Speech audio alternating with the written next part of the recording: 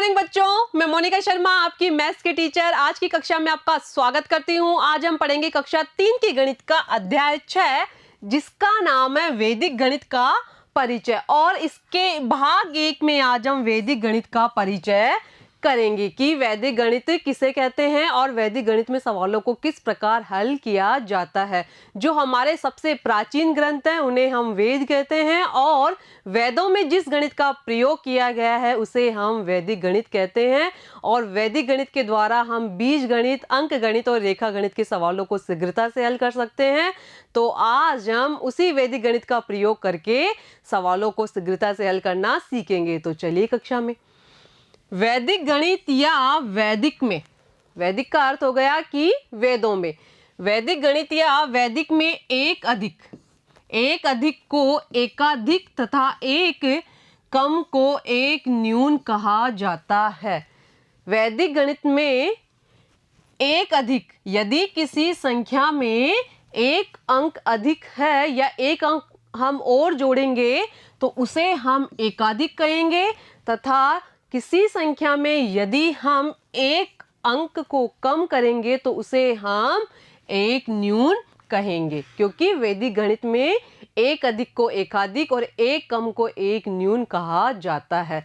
जैसे यदि मैंने 5 + 1 किया, मतलब 5 + 1 का अर्थ हो गया कि आपको 5 में 1 जोड़ना है, तो इसे हम 5 + 1 नहीं कहकर इसे हम 5 का एकाधिक कहेंगे। तो मैं यहां लिखूंगी कि 5 का एकाधिक। ठीक है, तो जैसे ही मैंने यहां लिखा कि 5 का एकाधिक, इसका मतलब है कि आपको 5 में 1 जोड़ना है और यदि हम 5 में 1 जोड़ेंगे तो हमें प्राप्त होंगे 6। ठीक है, अब इस एकाधिक को भी एक विशेष चिन्ह के द्वारा दर्शाया जाता है। एकाधिक और एक न्यून को दोनों को अलग अलग चिन्ह के द्वारा दर्शाया जाता है। यदि मैं आपको कहूंगी कि आपको 6 का एकाधिक करना है तो मैं यहाँ 6 का एकाधिक नहीं लिख के इसके ऊपर यदि ये बिंदी लगा दूंगी तो आप अपने आप समझ जाओगे कि आपको 6 का एकाधिक करना है। और इसका अर्थ हो गया कि 6 + 1 और 6 का एकाधिक हो जाएगा 7 = 7।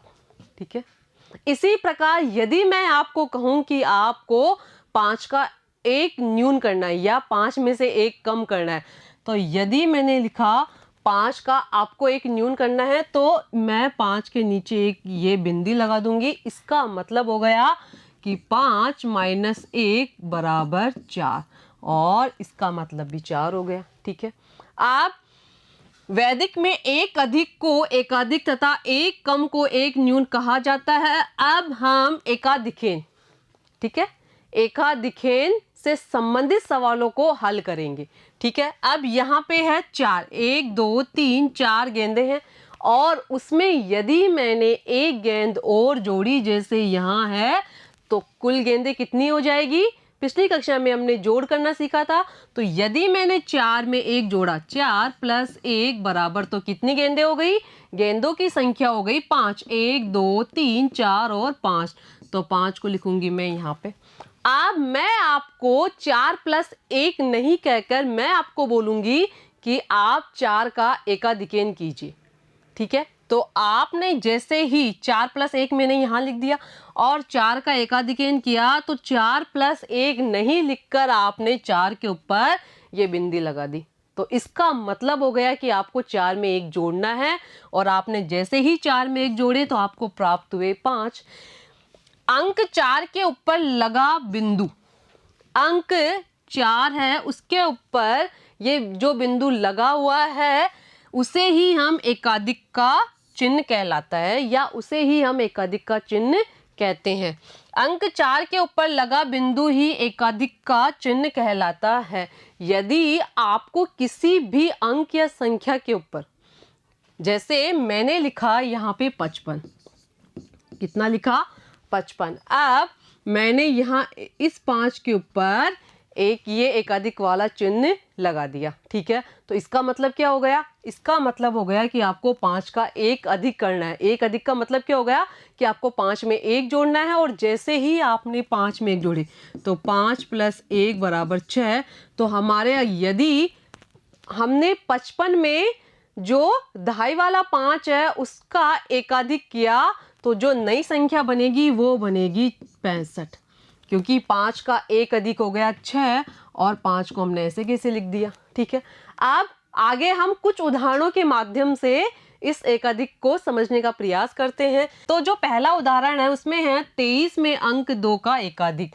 मतलब आपको संख्या 23 में ये जो 2 अंक है उसका एकाधिक करना है। तो हमने यहाँ लिखा 23, ठीक है, और मैंने 2 के ऊपर एकाधिक का चिन्ह लगा दिया। ठीक है, तो यहाँ एकाधिक का मतलब हो गया कि आपको 2 में 1 जोड़ना है, और जैसे ही आपने 2 में 1 जोड़ा तो आपको प्राप्त हुए 3। तो यदि मैंने 23 में 2 का एकाधिक किया तो आपको जो नई संख्या प्राप्त होगी वो कौन सी होगी? वो होगी आपको 33। ठीक है, अब हम अगला उदाहरण देखते हैं। तो 65 में अंक 6 का एकाधिक। क्या 65 में अंक 6 का एकाधिक? इसका मतलब क्या हो गया कि मैंने यहाँ लिखा 65 और इसमें अंक 6 का एकाधिक करना है। तो इसका मतलब क्या हो गया कि 6 + 1 = 7, क्योंकि 6 में हमें 1 जोड़ना है क्योंकि उसके ऊपर एकाधिक का चिन्ह लगा हुआ है, और यदि मैंने 6 में 1 जोड़े तो मुझे प्राप्त हुए 7। इस प्रकार यदि 65 में 6 अंक का हम एकाधिक करेंगे तो जो नई संख्या प्राप्त होगी वो होगी 75 या 75। ठीक है, अब अगला उदाहरण। अब हम एक न्यूनयन को समझने का प्रयास करते हैं। तो दी हुई संख्या में 1 कम होगा। एक न्यूनयन का अर्थ क्या होगा, या एक न्यूनयन का अर्थ क्या है कि दी हुई संख्या में 1 कम होगा। ठीक है, अब हमारे सामने 1 2 3 4 5 6 7 और 8। कितना? 8। 8 कब दिए हुए हैं और उसमें से 1 घटाना है। तो यदि मैंने 8 में से 1 घटाया तो हमें 1 2 3 4 5 6 और 7। यदि मैंने 8 में से 1 घटाया तो मुझे क्या प्राप्त हुआ? मुझे प्राप्त हुए 7। ठीक है, इसका मतलब है कि आपको 8 का एक न्यूनयन करना है। तो मैंने 8 का एक न्यूनयन करने के लिए 8 के नीचे, ठीक है, 8 के नीचे एक न्यूनयन का चिन्ह लगा दिया। ठीक है, और इसका मतलब क्या हो गया? यदि मैंने 8 के नीचे एक चिन्ह या न्यूनयन का चिन्ह लगाया तो आपको 8 में से 1 घटाना है। तो यदि आपने 8 - 1 किए तो आपको क्या प्राप्त होगा? आपको प्राप्त होंगे 7। जैसे यहाँ 8 - 1 = 7, और यहाँ मैंने 8 के नीचे न्यूनयन का चिन्ह लगाया है, और इससे आपको समझ जाना है कि आपको 8 में से 1 घटाना है, और जैसे ही आपने 8 में से 1 घटाया आपको प्राप्त होंगे 7।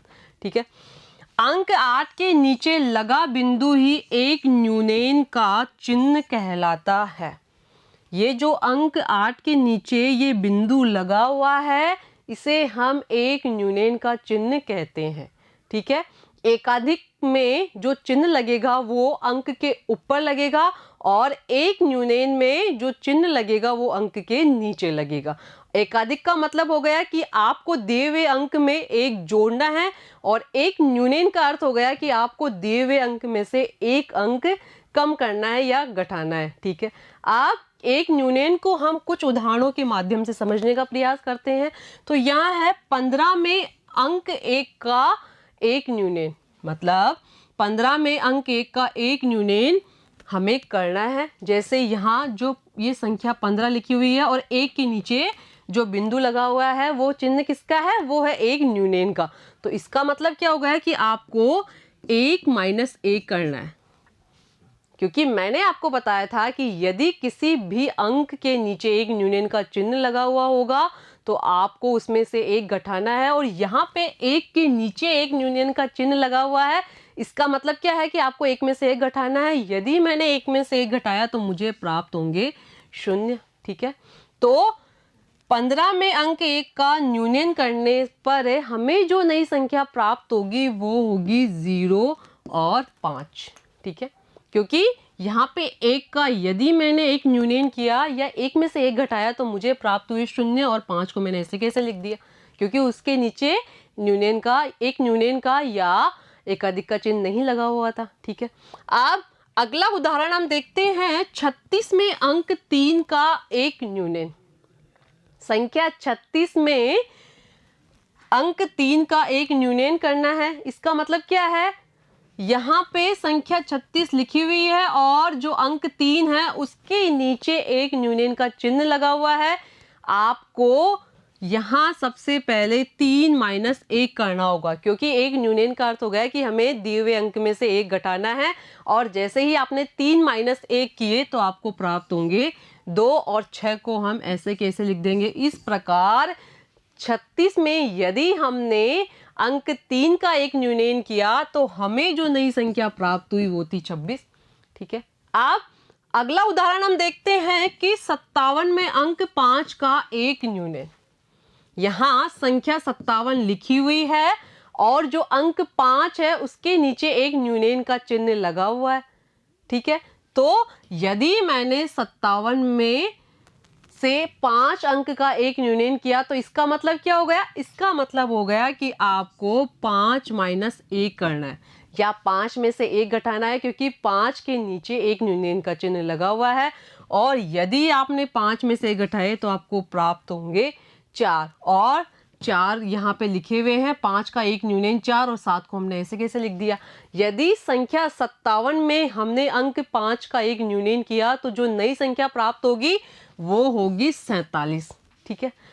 ठीक है बच्चों, आपको आज की कक्षा कैसी लगी? आज की कक्षा में हमने एकाधिकेन और एक न्यूनयन इन सवालों को समझने का प्रयास किया और वैदिक गणित से परिचय किया। आगे की कक्षा में हम इससे अगले भाग के बारे में पढ़ेंगे। धन्यवाद।